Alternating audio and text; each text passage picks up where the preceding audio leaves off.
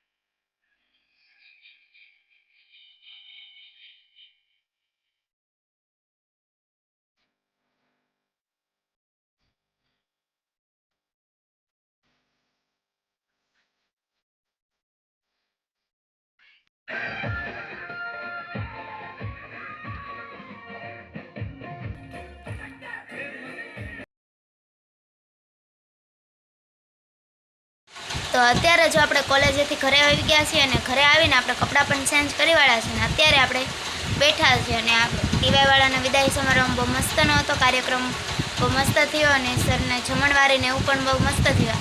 અને આપણે રહ્યા હતા મંગળવારે હતા, પણ તો એ સરે ફરાળને એવું પણ લઈ આવી દીધું હતું. ખૂબ આભાર સરનો.